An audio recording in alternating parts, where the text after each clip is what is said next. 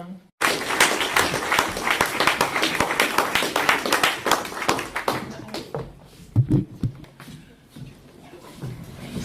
everybody, I'm Mary Kay and I'm an alcoholic. Thank you, Laura, for asking me. It's always an honor to do something for AA, and I'm so grateful to AA. It's saved my life and given me a new life. This is my home group. The Keeping It Sober group is my home group, and we meet on Saturday nights for an open speaker meeting and on Tuesdays for an open discussion meeting.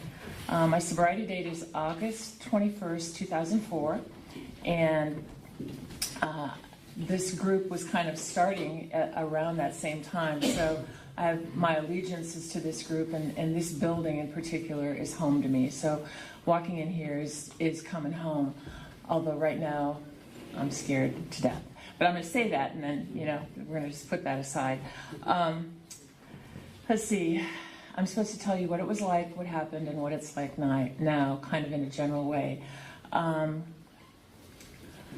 where do I start? I was born in 1952 on the south side of Chicago to a mom and dad who, hardworking. My dad was an electrician, worked in the steel mills. And when I was 4, we moved to the Upper Peninsula of Michigan, which is where my dad was from. So we moved up there. And, as far as drinking alcohol in the family, my mother's side of the family was also from the Chicago area.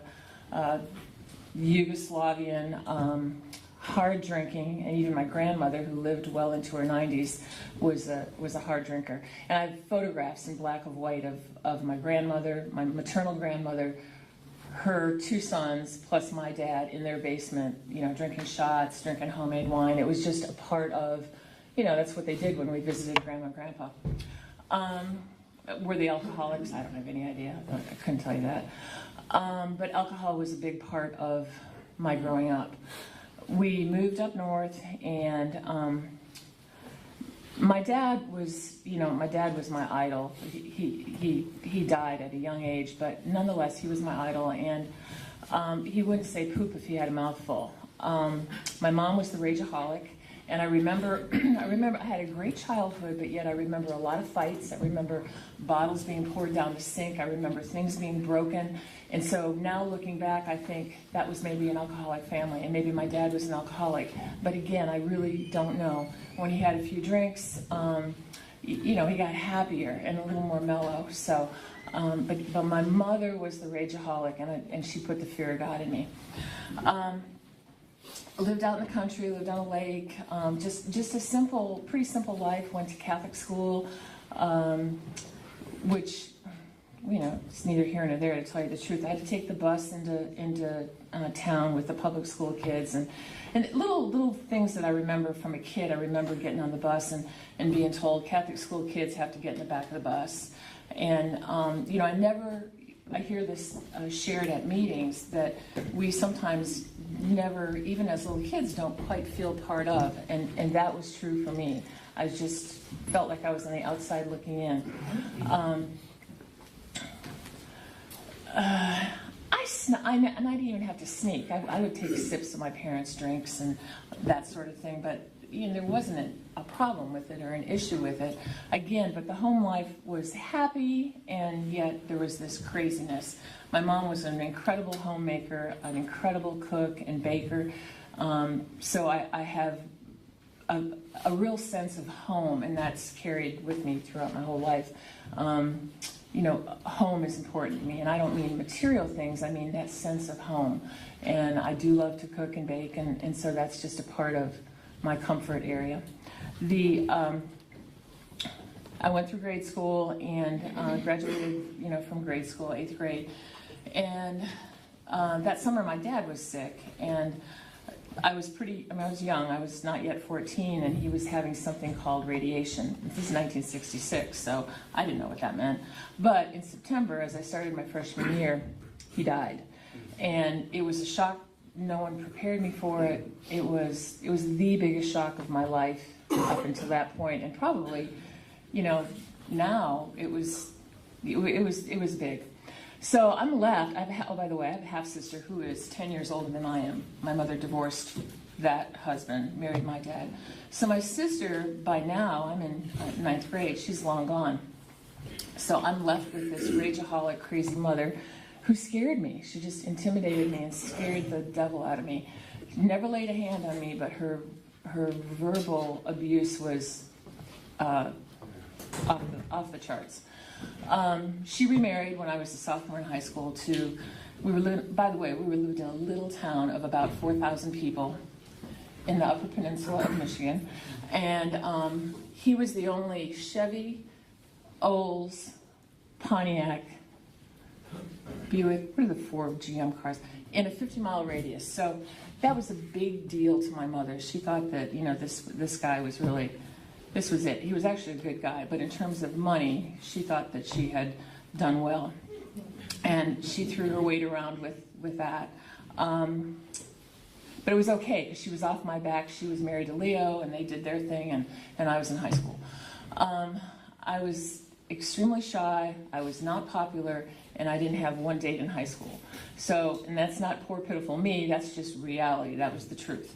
I don't know if that was my mom's influence, if she intimidated me, or what happened, but that's just the way it was. I was a good student, in fact I was a really good student, and I did well in math, so that part was good. By the time I was a junior in high school, although I didn't have a boyfriend, I kind of hung around with a small group of people, and there were like 150 people in my class, and one of my friends happened to be Mary Kay Berger, so we have 2 Mary Kays, and they coaxed me into getting into the fruit cellar, and over a period of a few weeks I stole beer and a bottle of brandy, and we stashed this stuff, and on a Friday night, I think it was November 22nd, 1968, I remember these down on numbers person. We got into the high school football stadium. Football was over by now. And the last thing I remember, 4 of us were kind of having our arms around each other, chugging the brandy or whiskey or whatever it was. The next thing I remembered was waking up in the hospital. Now you gotta remember, this is a small town. Everybody knows everybody. And they were asking me my name, and I couldn't say my name. And they finally put 2 and 2 together, and my mother and her husband were called, and it was a huge embarrassment. In those days, at least in Michigan in those days, the deal was you got to get the buyer. It wasn't that it was bad enough that I got drunk, but it was worse. I didn't find out who the buyer was. There was no buyer. I was the provider. So I was grounded, I guess, the rest of the year. I don't remember all that, but I was in big trouble. So the key to that, though, is that I blacked out. I didn't know it was a blackout, but it was definitely a blackout, because I functioned from the stadium to somehow when the ambulance took me to the hospital. Fast forward. I did well in math, and I ended up going to a college in the Upper Peninsula, and it was called Michigan Tech. It was an engineering school, is an engineering school. And in 1970, the ratio of guys to girls was 10 to 1. So, I kind of figured, I've got a chance here. And so I did, and I'm not saying that was my only reason. But because of that, and it was way up in the Keweenaw Peninsula, and I'm talking about a couple 100 inches of snow every year, they drank a lot. I mean, a lot. So I went to a lot of fraternity parties, I drank a lot, and I met a guy and started dating him who turned out to be my first husband. He was a year older than me. And we just partied and drank. I flunked out of college at one point. I weaseled my way back in without my mom ever knowing. But after my second year, it was evident that I wasn't serious about this. So I ended up going to a secretarial business school for 6 months. And when I was done with that, and Kevin, my first husband, graduated, we got married that year. So that was in September of '73. And we moved down to the Detroit, Ann Arbor area is where we lived. And, it was 1973. Kids would get together on weekends, and Kevin would make reel-to-reel tapes, and we'd have parties and dance and drink and all that stuff. So we drank a lot, had a lot of fun. I don't think at this point drinking was an issue, but I loved to drink, and I loved how it made me feel. I loved that this shy, frightened person came out of her shell, and I could suddenly dance, I could talk to people, and I felt okay. He was an okay guy. He was probably a great guy. We should have been brother and sister instead of husband and wife, because he was a ticket out away from home from this crazy mother. My husband's here, so I should kind of thinking, Tom, help me out here. But back in the 70s, I want to say somewhere around 76, I took a job as a secretary, admin assistant, working for a computer time-sharing company in Ann Arbor, Michigan. And that's when I really was having a lot of fun partying. We went out for Friday lunches and never came back. Booze was brought into the office. I mean, it was just that kind of an atmosphere. And my husband today was running the Western regional offices, and I worked for the VP of sales. So he would come to town and be in meetings, and I really wanted nothing to do with him. I mean, I really thought, who's this crazy guy from San Francisco? But he pursued, and we were friends for a long time. I mean, really just friends for about 3.5 years. In the meantime, I'm trying to leave Kevin. I'd put a deposit on an apartment and then back out of it. So in 1981, had a change of events. I did get that apartment. Tom and my relationship changed and became romantic, and I filed for divorce in October of, I might have my dates wrong, 81. My divorce was final, and he said, move to San Francisco and live with me. And I said, okay. So what little I had, I put in storage and moved across country. Little funny story, on the way, it was Thanksgiving weekend of 81, and we're driving across from Ann Arbor to San Francisco, stopped in Chicago to see my sister, where I was supposed to be for Thanksgiving dinner, and I said, you call Mom and tell her what I'm doing. She said, you tell her. So the next day, Thanksgiving, we're in Omaha, we're driving across. I don't know where we stopped, but it was, a payphone. That's what was going on back then. And I said, hey, Mom, happy Thanksgiving. She said, hey, honey, let me say hi to your sister. And I said, well, I'm not there. She said, what do you mean you're not there? And I said, well, I'm in. And I said, I'm with Tom Wilson, and I'm moving to San Francisco to live with him, and he's 13 years older than I am, and he's not yet divorced from his second wife. So this crazy mother got an earful that day. But I moved, and I got out there with Tom, and the book talks about this somewhere, feeling like you had arrived, and I really did feel that. I thought, oh my God, this is it. I have found home. This is heaven on earth. It was an instant love affair. I'm going to interject this. Tom does not drink, and he has never had alcohol in it. He's a non-drinker, which is bizarre. But anyway, we did a lot of traveling. Good fortune of traveling a lot, seeing a lot of the Bay Area, and I drank, and I drank, and I drank. And I always drank. I mean, I'd get in the car, and I always had a mug of rum and Coke. Always. This is the early 80s, he and I together did have about a 2-year stint with another substance, and went crazy with it, and then cold turkey on our first wedding anniversary, I said, this is killing us. This is absolutely killing us, so we're going to stop. And he said, absolutely. And that stopped, and that was in 85.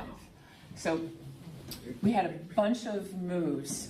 Being in the computer software world, he was moving up the career ladder, if you will, sort of. So in 84, we actually moved back to Ann Arbor for 1 year because the company was headquartered there. And I said, this was part of using another substance, and I said, it's fine, we're moving to Ann Arbor. They don't have this there. I promise you they don't have it there. Wrong. But we did move back to San Francisco in 85, and we had stopped, and it was almost as if I doubled up on the rum. And I don't know that happened for sure, but looking back, it kind of feels that way. It's the first time I remember I started hiding the bottles. And I always had a half gallon of rum on the kitchen counter like it was, liquid dish soap.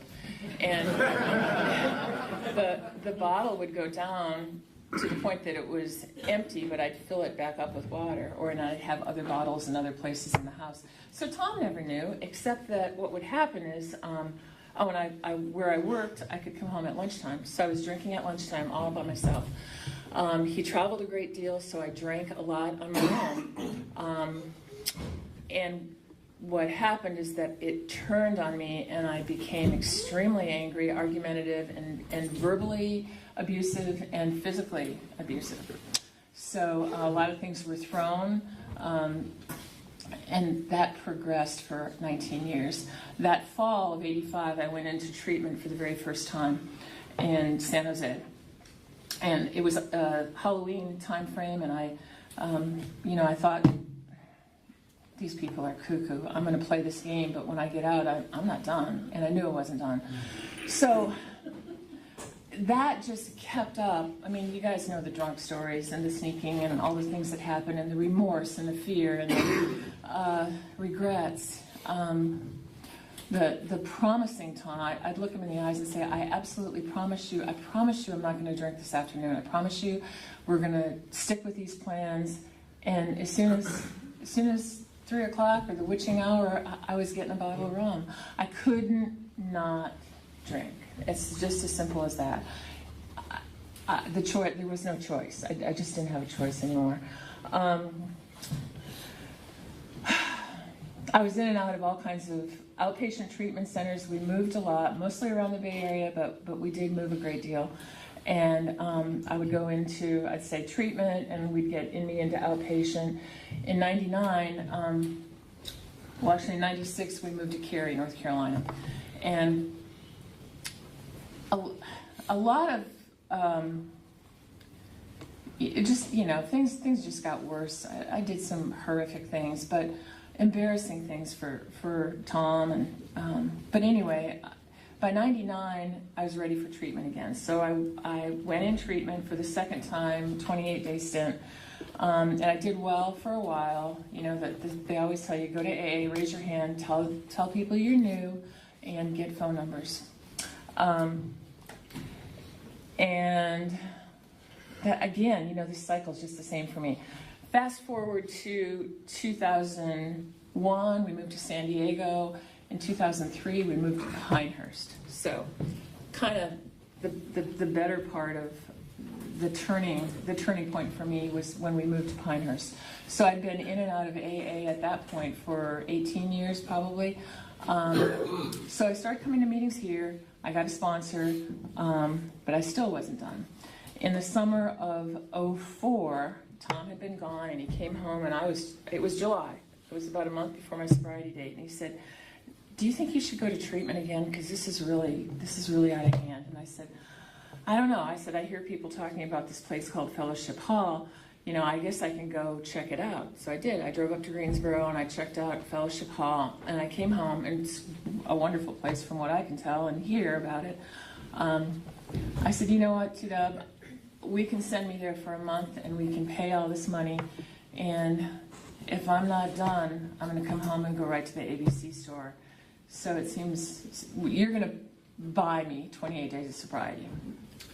And so the month went on, and on the weekend of August 21st, on August 20th, it was a Friday, he went up north, up to the Cary area for a weekend of golf, and I got a half gallon like I always did, went through probably 3/4 of it. Nothing catastrophic happened. Nothing that I can tell you. I didn't have a fight on the telephone with my mother. Nothing like that happened. And then the next morning I woke up, and I had never ever felt so awful in my life.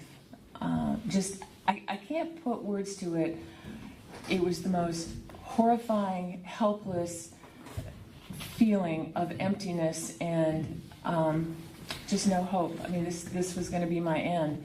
And I got on my knees, and I said, God, please help me. Please help me. You've got to help me. I'm done. Just please help me. What do I do?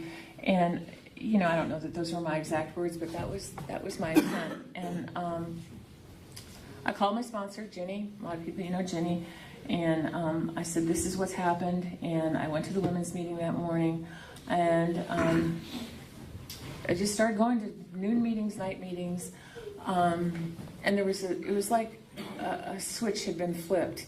And I guess that was that gift of both desperation and willingness, because you couldn't keep me away from this building. It was, Ginny said, meet me at the noon meeting. We're going to get there early. We're going to put on coffee. We're going to read. We're going to talk. You're going to call me every day and get involved and volunteer. So I went to all kinds of meetings, noon meetings here, Friday night Episcopal, Monday night women's meeting. At that time, there was a meeting on Sundays in West End.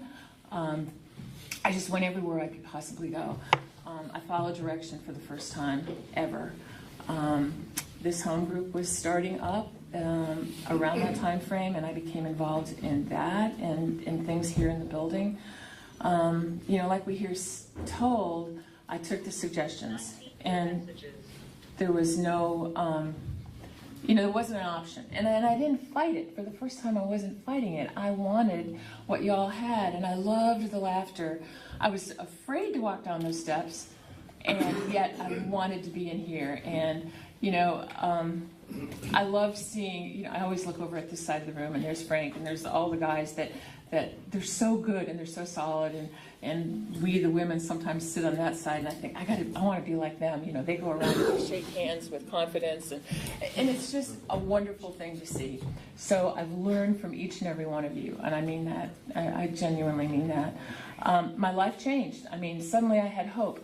Here's another thing I want to tell you, and this gentleman passed away recently, but I'm a visual person. I don't retain a lot of things, but if it's visual, there's a chance I'm going to remember it. And Blair would say, I kept leaving that door open just a little bit to go back out there, and that's what I was doing. And when I finally slammed that door shut, the options were over. It was just that complete surrender for me, and that's how it felt.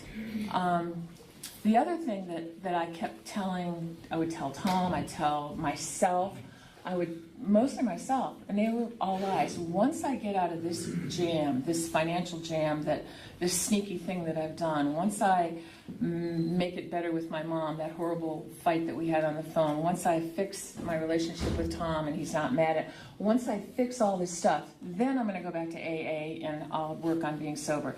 And what happened was the complete opposite. When I surrendered and came in here and focused on nothing but Alcoholics Anonymous, the rest of the stuff fell in place. And that's through the steps. That's through the work that we have the privilege of doing. So that happened. The last 13 plus years have been phenomenal. And it's not because of worldly things or material things. It's that I have freedom in my heart. I don't have to lie. That doesn't mean I've never lied, because I do. In fact, this morning I was texting with a friend who's in the program, and I said, I have thought about that I'm coming down with the flu. My lower back is going out. We've been in the ER with Tom all night, and that's just fear. It's nothing but fear getting up here. And being up here is although it's my story, it's really hoping that I give somebody here some hope that if she was that bad or she did those things, I did those things too, and if she can get sober, maybe I can get sober too. So it's about sharing hope, because this room is filled with hope and fabulous people. I would say that our relationship, my marriage, our relationship is stronger and better than it's ever been. That doesn't mean it's not angry and volatile, and I'm not impatient, and we just, it's called being married and being in a relationship. But in terms of the mutual respect and trust and love, it's because of Alcoholics Anonymous I have that, and I'm so grateful. I have had some sadness, just like everybody, some hardships. My mom did pass away. That lady that I feared growing up, the rageaholic, the crazy woman, I became that woman when I drank. I became her. I never wanted to be her. I wanted nothing to do with her. I as a little girl, I would say in this little town, you'd introduce yourself or get introduced. I would say, I am Bruce McKilligan's daughter. You would think that my dad was the president of the United States, but that's the connection. I loved him so, but I wanted nothing to do with her, and how ironic that I became her. as a result of Alcoholics Anonymous, my mom and I became the very best of friends, and there wasn't a day that passed that I didn't talk to her. And even before I got sober, that's primarily due to Tom. He really helped me mend that relationship. But I loved her dearly, and I miss her every day. But I have such wonderful memories today. I was going to start out with this. This is my disclaimer. You're all going to get home early tonight, because I don't share my story. I haven't had the privilege of sharing that often, but I always finish up early. I mean, I always finish up early because I run out of stuff. I would say if you're new in here tonight, get involved, get phone numbers, use those phone numbers, and reach out. We're here for each other. I was going to say something else important. Get a sponsor. Ginny has been an incredible part of my journey, and she has been with me the whole time.